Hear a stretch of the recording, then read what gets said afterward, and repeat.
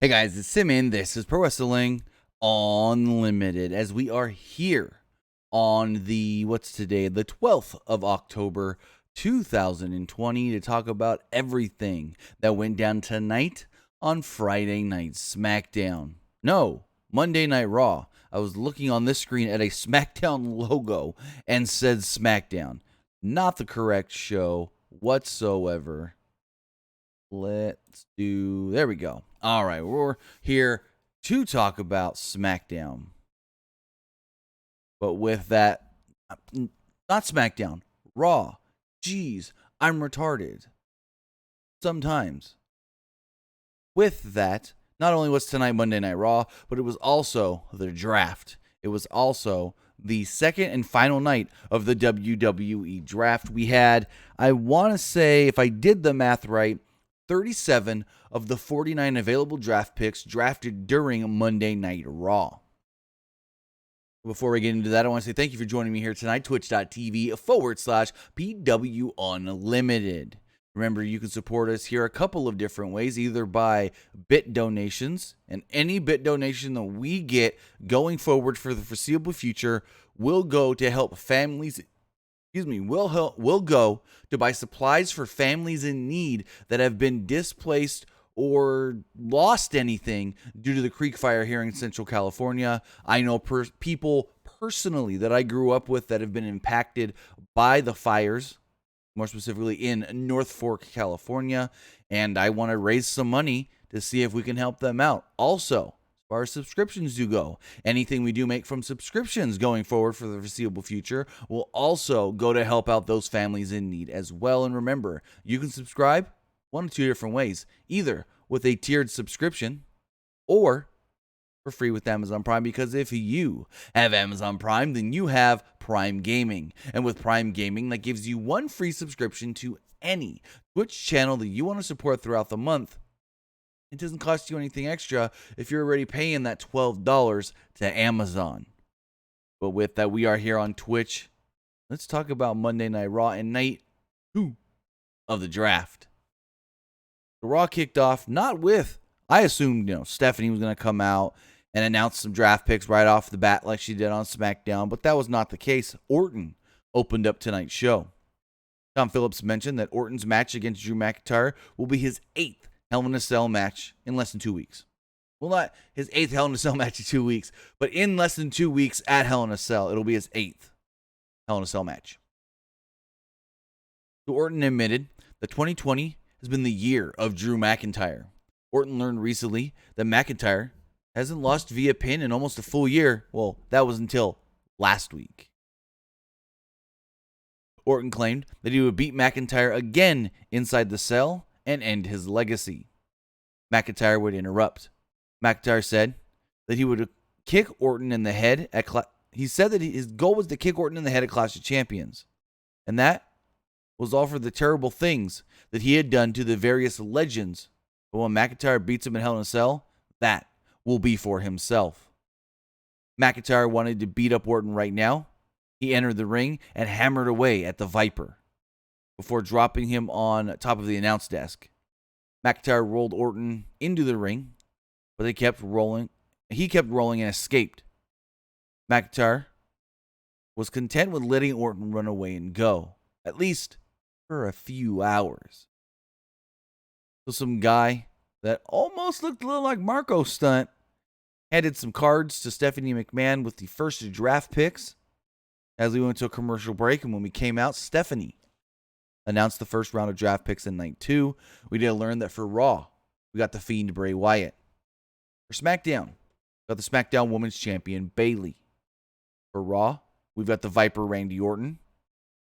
For SmackDown, we got the at the moment Raw Tag Team Champions, the Street Profits, Montez Ford and Angelo Dawkins. And Raw also took Charlotte Flair. Stephanie called the pick of Wyatt to Raw a surprise. And my thought was, not really. Not at all.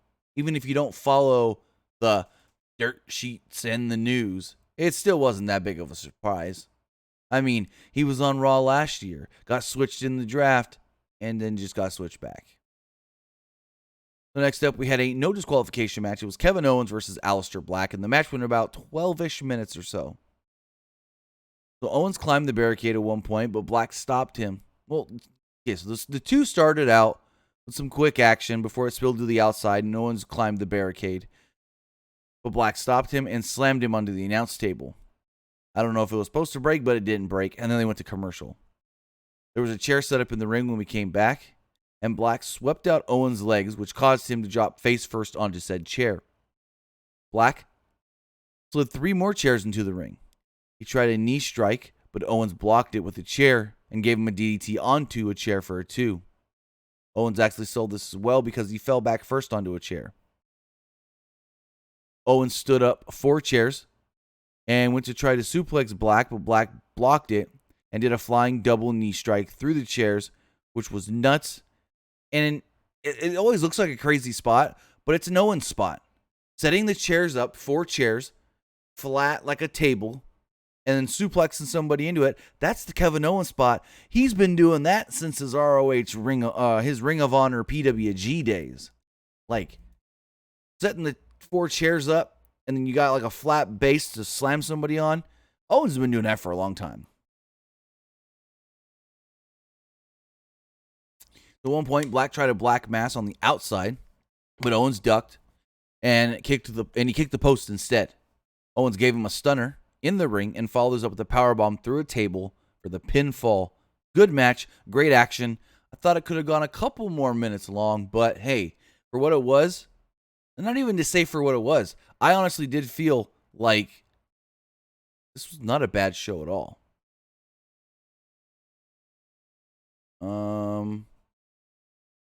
Don't know what you're saying there, Sean Cook. Camera looks perfectly fine for me. I can check something in my settings, but say the camera looks blurry. That's got to be on your end, not getting full. Maybe, Sean, you're not getting full, what's it called? Resolution? Maybe your internet's not fast enough to get the 1080 that I'm sending out. I don't know, because the camera don't look blurry to me at all. Autofocus is off, so it ain't going to try to focus anything and get blurry. So that'll be an issue on your end, bud. Anyways, we see Mandy Rose and Dana Brooke in the back. And Stephanie comes out for round 2. And again, they got to tell us that she topped that Forbes list. Well, she didn't really top the Forbes list. She was just the highest female. So next up, we learned that Raw gets Braun Strowman. SmackDown is taking, she said, the B-plus player, Daniel Bryan. And it goes, haha, sorry, Daniel. Dumb. Raw is taking Matt Riddle, which is a move. SmackDown is taking Kevin Owens, which is a move. And Raw is taking Jeff Hardy, which is also a move. So, a lot of moves here in round 2. Strowman moving over, Riddle moving over to Raw, and then SmackDown getting Kevin Owens and Raw getting Jeff Hardy.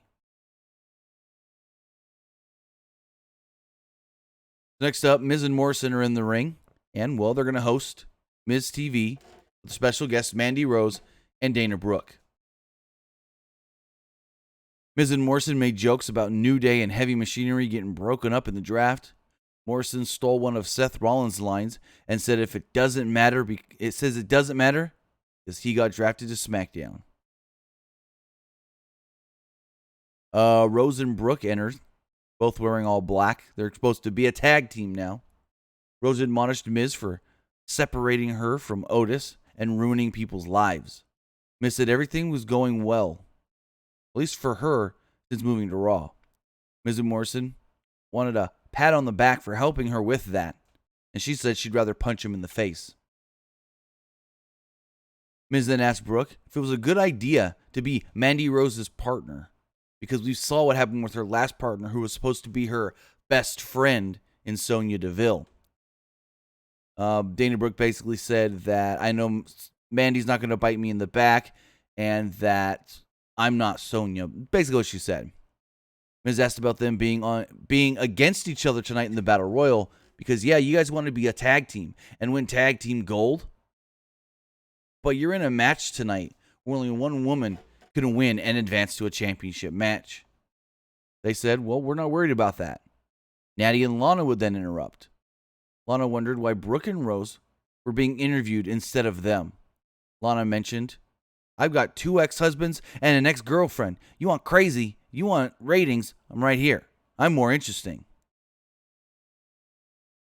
Brooke and Rose made fun of them for their TikTok gimmick, saying that they're TikTok influencers or social media influencers. And Mandy Rose said, if you spent more time training than doing TikTok dances, well, probably would be better in the ring and pick up victories. Caused a brawl to which, well, Brooke and Rose got the better of it. After the break, Miz and Morrison were still in the ring, and Miz says, well, you only got to have a plan B. And I got another guest. It's the mayor of Slamtown, John Morrison. Morrison's like, hey, I love your plan B. Before they could say anything else, Lars Sullivan would interrupt. This time, Miz was able to escape the attack of Sullivan, and Morrison didn't, and Morrison got his ass beat. Miz tried to yank Morrison from the fight, but he failed. Mojo thought he could have tried a little bit harder. And I thought that was pretty funny. Lars then gave Morrison a freak accident. Next up, they recap New Day getting broken up on Friday. Adam Pearce was then seen with the current, at the time, SmackDown Tag Team Champions, the New Day, and the current, at the time, Raw Tag Team Champions, Montez Ford and Angelo Dawkins. And he goes, you know, you guys have been drafted to separate brands. You've got the blue titles. You've got the red titles. All we need to do, switch them.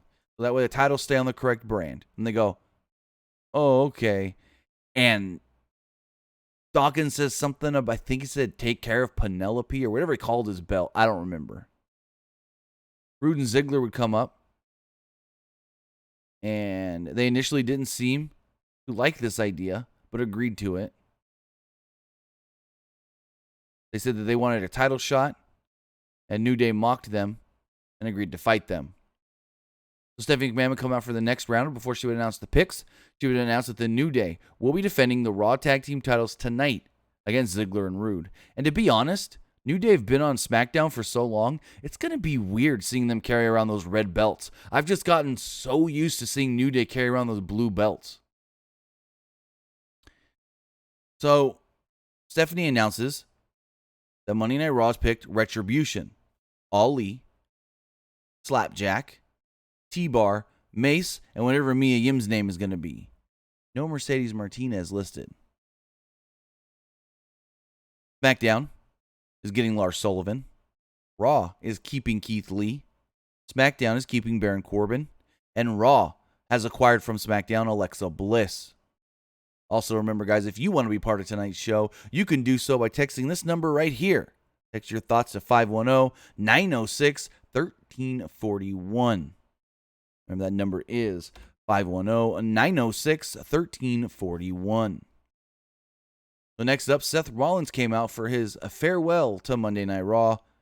That really didn't last too long. Rollins said that the fans were losing a beast slayer, an all-around great leader, probably the greatest leader that Raw's ever had. He said that no one on Raw was ready to fill his shoes. He said, it certainly wouldn't be Rey and Dominic because they're unfortunately coming with me to SmackDown, and Jeff Hardy would interrupt. Rollins laughed and said Hardy was no leader and told him to leave his ring. And Jeff, with pretty great logic here, goes, no, Seth, I'm on Raw now, you're on SmackDown now, so really, this is my ring. Rollins laughed and, well, wished Jeff Hardy good luck. He said also, good luck against Lars Sullivan this Friday on SmackDown. And the fucking dumbass announcers played this up like Seth was breaking news. Like nobody but Seth Rollins knew about this. But about an hour before Raw went on the air, WWE announced this match on social media. So that's how Seth knew. But even during this next match, the announcers played this up like nobody knew that Jeff Hardy was going to have to face Lars Sullivan on SmackDown. Like, what? They really think we're that stupid? They tout their social media so much, and then they basically make their social media seem insignificant with things like this. Just saying. As Rollins was about to leave, AJ Styles would come down to the ring. Styles wondered if Jeff Hardy wandered the ring because he thought it was let me read that again. Sorry. Styles wondered if Hardy was wandering around in the ring because he thought it was last call. Rollins thought that was pretty funny.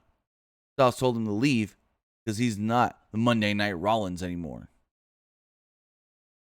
Rollins confronted him, and they argued until Hardy wiped out the both of them. Hardy would then go on to state, how about right now we have a triple threat tag team match? And I go, you gonna team with Riddle? Who are the other two goofs gonna team with? Come back, and it's just a normal triple threat. So Jeff messed up. I don't know where he got the tag team part from. Next up, we got a 14.5-minute match. AJ Styles, Jeff Hardy, and Seth Rollins in a triple threat. Rollins went crazy on both guys early, wiping out Hardy with a suicide dive before wiping out both Styles and Hardy with another dive. This led to a break, roughly about 5 minutes into the match. Hardy took out Rollins and Styles with a whisper in the wind.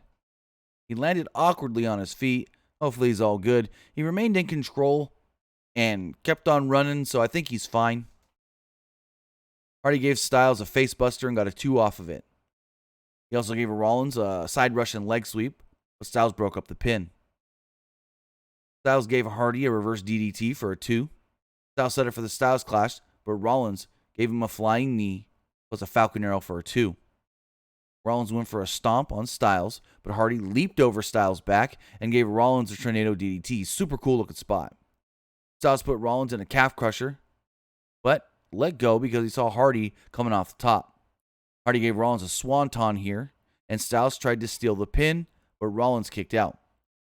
I thought this was a really clever spot where it's like AJ's got to move on Style, or no, on AJ can't have him move on Styles, put himself in the calf crusher. AJ had to move on Seth. He sees Jeff coming, goes, I ain't getting swantoned. Move, boom, Seth gets swantoned. Hardy then gave Styles a twist of fate, but as he got to his feet, he was attacked and clocked hard. Guitar broke over his back by the returning Elias. This then allowed Styles to make the cover, pin Hardy, and pick up the victory. I thought this match was really fun. I thought all three guys worked their asses off, and it was good. Really, really good. Stephanie came out for another round of draft picks. Round number 4 this time, where Raw kicked it off with Elias. SmackDown then took the Intercontinental Champion Sami Zayn. In the 4th round, listen to some of these names that was taken before the Intercontinental Champion. I mean, Lars Sullivan, King Corbin, Alexa Bliss, no offense, you don't have a belt, Keithley. Like, a lot of names were taken before the Intercontinental Champion. And then you hear Byron Saxton go, oh, great on SmackDown to, what did he say? What did he fucking say? I didn't write this down, but it was just the dumbest thing. Basically, he said, great on SmackDown for making sure they keep the Intercontinental Championship. You want to make sure you keep the IC title, you make fucking Seth Rollins your first, or you make Sami Zayn, not Seth Rollins, you make Sami Zayn your first draft pick in that 2nd round, or even move Street Profits to that first draft pick over Daniel Bryan. You want to solidify you keep that IC title? Sammy's one of your first 3 picks if you're going for all champions at the start. Not pick number 1, 2, 3, 4, 5, 6, not your 7th pick of the night. Fuck the Intercontinental title is what they told us. That's what they told us tonight. We don't care about the IC title. We don't care about Sami Zayn holding that belt. Whatever. Fox don't care. Raw then took Lacey Evans. SmackDown kept Shinsuke Nakamura and Cesaro. And Raw acquired Sheamus. Now, this was something that we reported earlier today when we talked about possible moves in the draft. This is something that was told to me Friday, that Sheamus will be moving over. Because if Vince changes his mind, well, actually, Vince hasn't even, from what I was told, figured out if who's coming out of Hell in a Cell as WWE Champion. But if it's Drew McIntyre, he's going to need some heels. And he's got 2 heels now in Sheamus and Bray Wyatt. That was a move for Sheamus. Some people were fighting for Corbin to get that spot to come over to Raw, but there were more people in favor of Sheamus, saying that Sheamus would make a better opponent and challenger to Drew McIntyre if needed than Corbin would. So next up, Mandy Rose and Sonya Deville defeated Lana and Natalya in a match that went just under 4 minutes. Not much here. Rose gave Lana a knee strike, and Brooke followed with an assisted senton to pick up the victory. Lana got beat again. Natalya asked Lana, "Are you stupid or something?" Like, "I can't do this no more. I'm done. I'm out. I'm gone." And, well, Natty broke it off with Lana. They're no longer TikTok buddies or whatever. But I think she's still going to, outside of kayfabe, train with her and TJ, because TJ been training Lana for the last month or so. And, hey, we'll see how it goes if it helps Lana improve. So in the back, Ricochet would approach the Hurt Business. Cedric Alexander's back. That's good to see. Which I assumed when his wife, even though they're not the same companies, but his wife was back on TV last week as well. So I go, okay, if she's good and past, COVID contact deal, then he should be good as well with WWE. Ricochet said that he knew he might be on his own after the draft. He thinks Apollo might get drafted to SmackDown. Great foreshadowing there. Oh, what are you, medium psychic Ricochet? And he said that he wants one more chance to end everything with the Hurt Business. But he gave them a proposition. He said, "I'll take on any of you four tonight. If I win, you don't mess with me anymore. You leave me alone. But if I lose, I'll reluctantly join the Hurt Business." MVP was ecstatic to hear this, and Alexander said, "I got this. I'll beat him. I got it. I got it. Next up, we had a 3-minute match, if that, against Angel Garza and Andrade. Zelina Vega was on commentary and kind of teased either still being with one of these guys or getting a new client. Because she said something along the lines of, "Whoever is with me always gets elevated." And after the match, checked on Andrade. Which I get why, but I don't know. But she did say that after this week, she's no longer contractually obligated to either Angel Garza or Andrade and can move on from them. So, not much really to this match. Garza's left leg was heavily taped because he's just coming off of that injury. The announcer said that he was cleared to compete despite being recently injured. Andrade was in control early until Garza rammed him against the side of the ring and hit the wing clipper for a pinfall. It did feel like on commentary, Zelina was, I guess, behind Andrade trying to win, because every time Andrade would get hit with the move, she'd go, "Oh, man." It's like, there's one point where she wanted Andrade to hit the hammerlock DDT on the outside on Garza. Garza reversed it and threw Andrade into the apron. She got upset about that. So after the match, Garza leaves, and Zelina jumps in the ring to check on Andrade. The lights go out. They come back on red, and we see Alexa Bliss in the corner doing Bray Wyatt's spider crab pose. The Fiend then appears on the other side of the ring and grabs Andrade. As the camera pans out, we see that the Fiend has Andrade in the Sister Abigail position. Alexa has Zelina in the Sister Abigail position. And they both perfectly timed hitting the move at the same time. Like, you couldn't have timed this any better. I'm 100% for Alexa Bliss and the Fiend being a thing. Whether it's strictly business or it becomes romantic at some point, either way, I'm totally for this. Because Alexa playing the creepy, crazy, just chick, creepy, crazy chick, is actually really good. She's doing phenomenal in this role. So we'll see. We'll see how this does go, as both have been drafted to Monday Night Raw. WWE congratulated themselves on having a bunch of YouTube viewers. Cool. And Stephanie came out for round 5. Stephanie stated, "Then the first pick of round 5, Raw, has taken Nikki Cross. SmackDown has taken Dolph Ziggler and Robert Roode. Raw has kept the 42-time 24/7 champion R-Truth. SmackDown has acquired Apollo Crews, and she stated that her brother would be happy with this one because Raw is keeping Dabba-Kato for Raw Underground. And I go, well, we've already learned that it don't matter what brand you're on. You can come to Raw for Raw Underground, as we saw with Strowman. And 90% of the people that fought in Raw Underground, maybe 80, were not even drafted or not even main roster wrestlers assigned to Raw anyways. Next up, we had the Raw Tag Team title match. It was Xavier Woods and Kofi Kingston defending against Dolph Ziggler and Robert Roode. On commentary, they played it up like Big E couldn't come out to ringside because it would be too hard for him emotionally. That even if he was here tonight, he had to keep his distance because if he came out to ringside with Xavier and Kofi, he wouldn't want to leave their side when he's got to go to SmackDown and they got to stay on Raw. But then my thought was, if it's that hard, then why are these fuckers teaming together on Friday? That's going to make it even harder. But Ziggler got a 2 count early on Kofi with the Faymaster, and they went to commercial break about 3 minutes in. The heels were in control after a break until Kingston hit a double foot stomp and made the hot tag to Woods, who ran wild on both Ziggler and Roode. Woods gave Ziggler a slingshot DDT for a 2.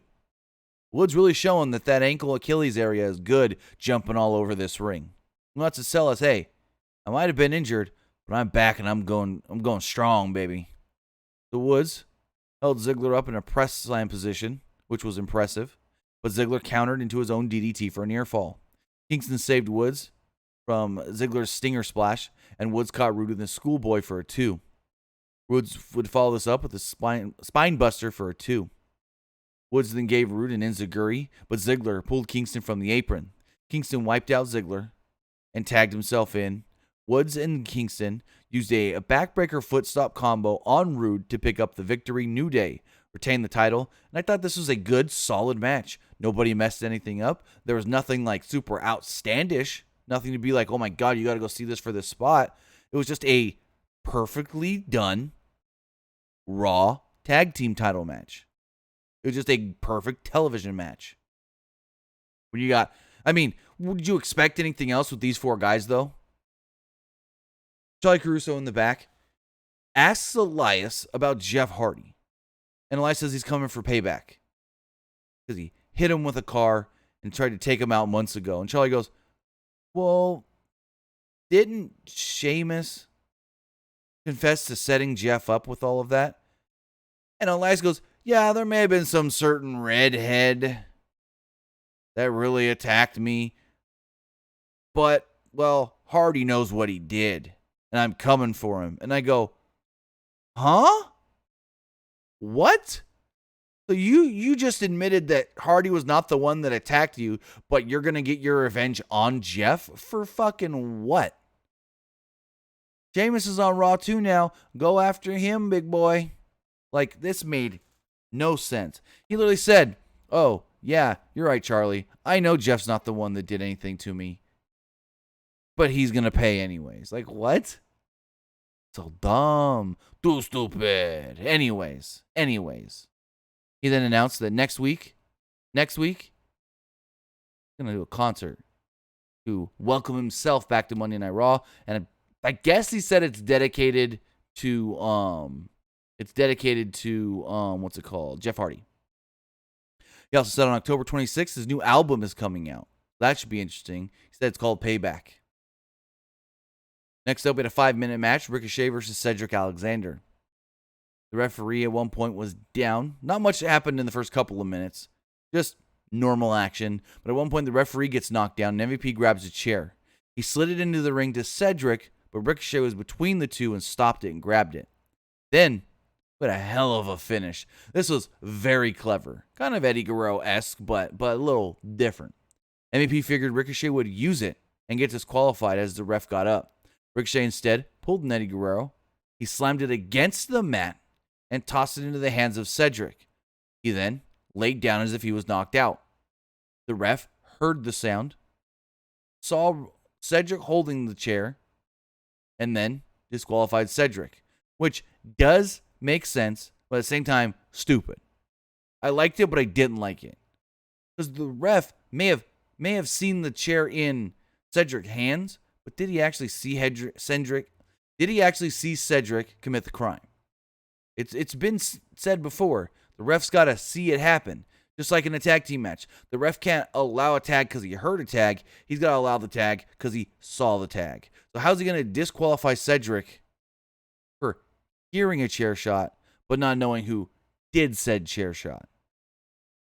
So I thought it was clever the way it was set up was good, but in actuality and theory, dumb. We then learned that next week is the season premiere of Monday Night Raw, and we will be getting in a sanctioned match. Keithley versus Braun Strowman. Why does it even matter if it's sanctioned or not sanctioned? Oh, this match counts for the record books?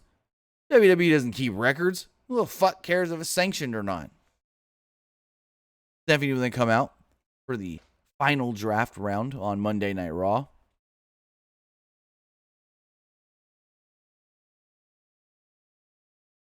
She states that the first pick for Raw in round 6 is Titus O'Neil. And I go, Andrade hasn't been picked yet. Hello. Andrade's still out there. You're going to pick Titus, who don't even wrestle? When's the last time we saw Titus wrestle outside of Raw Underground? I don't even know. I'm going to look this shit up.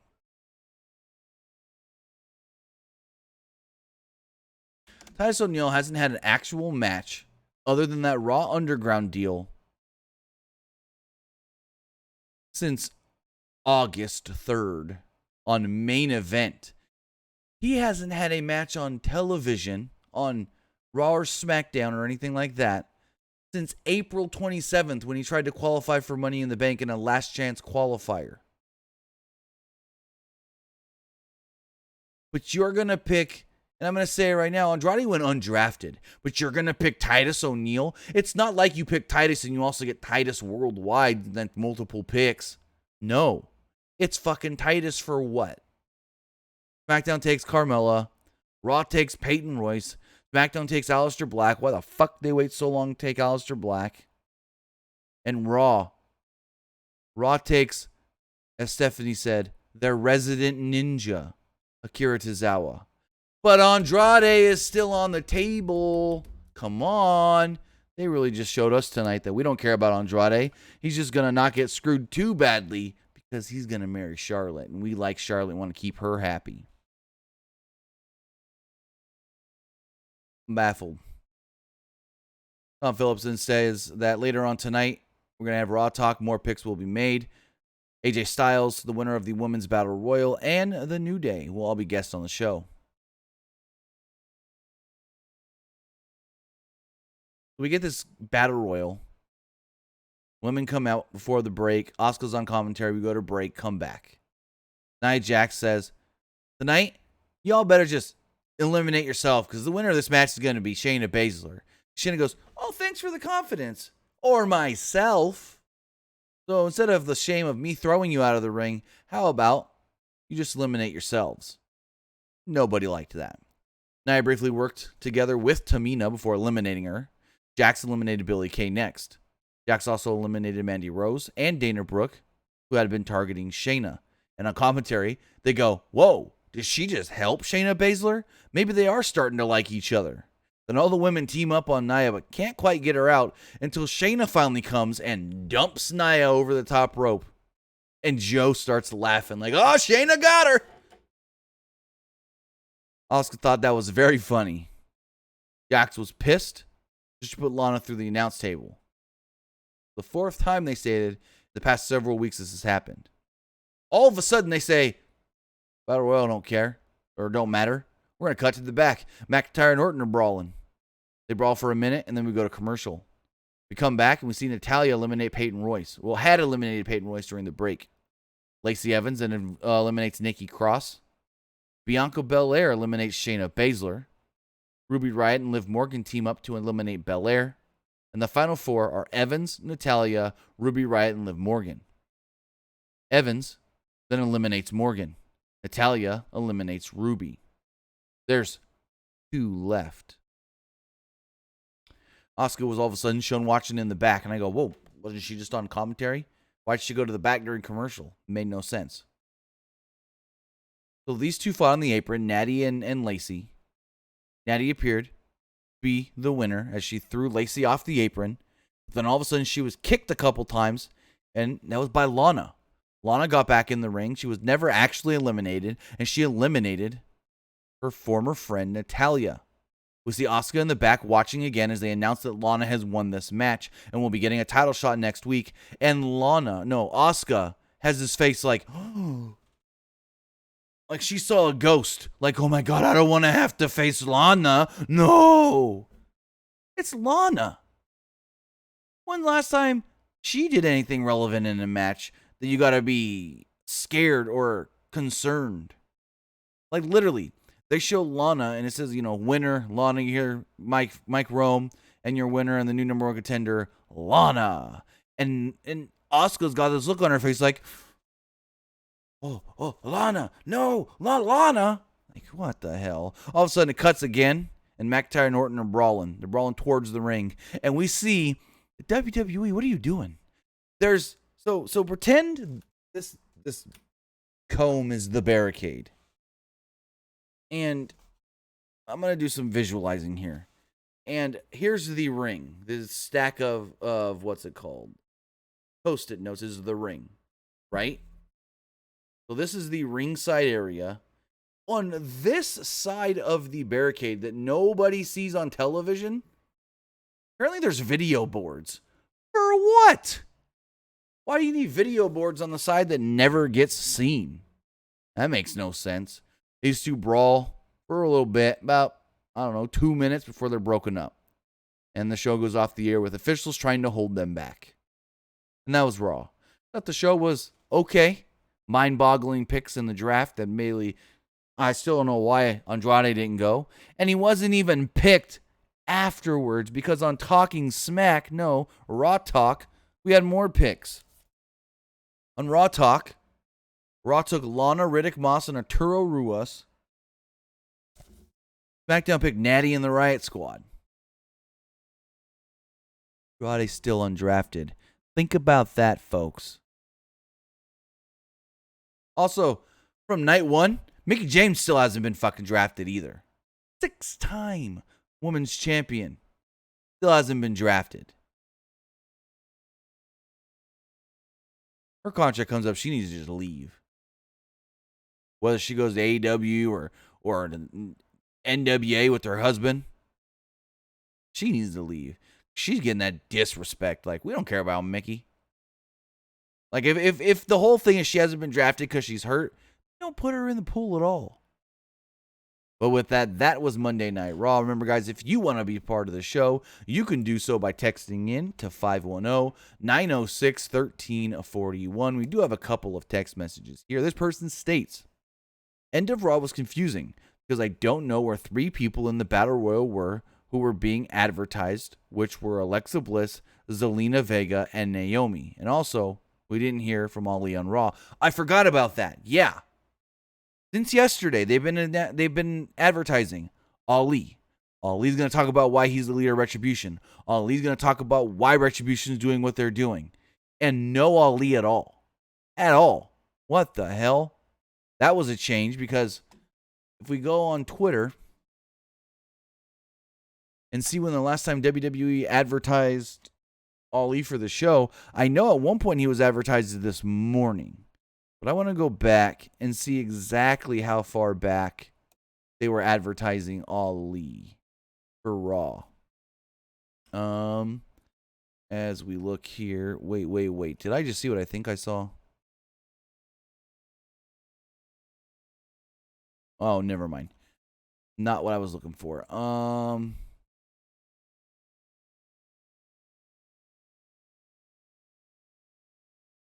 Gotta go back. WWE tweets a lot during their shows.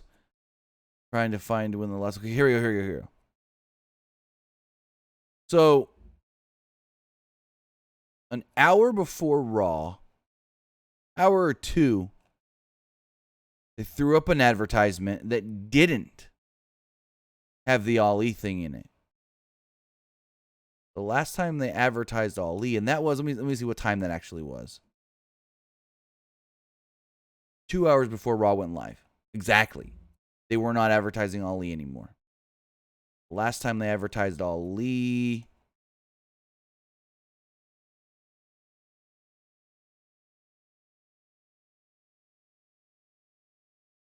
actually, they didn't advertise Ali at all today. Last time they advertised Ali was yesterday, when they first announced it. So that was something that was just changed and never mentioned again.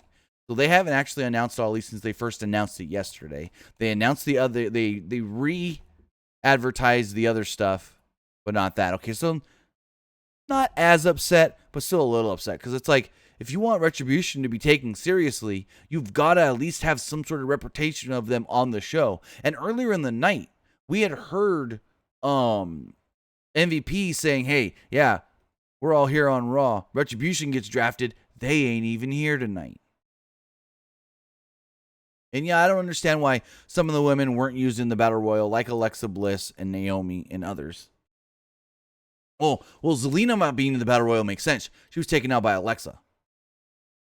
I don't know why Alexa didn't come in to the. I don't know.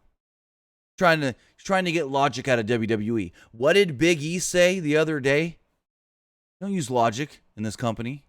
You don't use logic when it comes to WWE. He told Sami Zayn, how long have you worked here? You know you don't use logic here.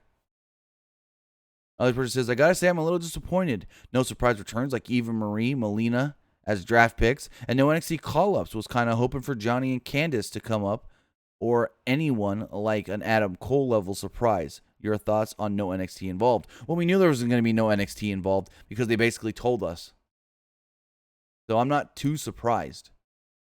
The person says, do you believe Becky goes to SmackDown when she returns since Seth Rollins is there? Most likely, but who knows the state of WWE? If we come back, when she comes back and we're not traveling or they're not traveling anymore, and it's just you show up for Raw on Mondays and you show up for SmackDown on Fridays, it's not that bad of splitting up couples. Because really, they can travel with each other to Raw and SmackDown if they're on separate brands. Or just be like, all right, I'll see you. I'm working Monday. I'll see you sometime Tuesday. Oh, I'm working Friday. I'll be home Saturday. You know, it's not that big. It's not like you're on the road 5 days, 4 days a week. And so, you know, you're both working weekends and you're in separate cities and stuff. It's not like that anymore. So splitting up couples, I would assume especially Becky and Seth are going to be kept together. But like some couples, like Jey Uso and Naomi, they're split up. Not that big of a deal right now with the company not traveling. This person here says, now that the draft is over, what do you see being the top feuds for each brand, and what feuds do you see continuing and ending? Well, I honestly can't predict this until we get past Hell in a Cell, until we see who some of the champions are past Hell in a Cell, more specifically WWE Champion and the SmackDown Women's Champion. If Bayley retains, then we got to see what baby faces can challenge her. If Sasha wins the title, do they continue with Bayley trying to get the belt back or go to another heel? If Drew wins, then they're going to move to either The Fiend or Sheamus. If Randy wins the WWE title, then they got to get a babyface to challenge him, or Drew trying to get a rematch to get the title back. So honestly, I can't answer that question until after Hell in a Cell. But with that, guys, that's going to do it for Monday Night Raw review. Thank you for joining me here, twitch.tv/PWUnlimited. If you missed any of tonight's show, you can check it out over at youtube.com/Pro Wrestling Unlimited. Also, follow us on social media. Follow us on Facebook, facebook.com/Pro Wrestling ULTD. Follow us on Instagram by searching for Pro Wrestling Unlimited. And follow us on Twitter at PW Unlimited. So with that, guys, have a great night. And we'll see you Wednesday for AEW Dynamite and NXT.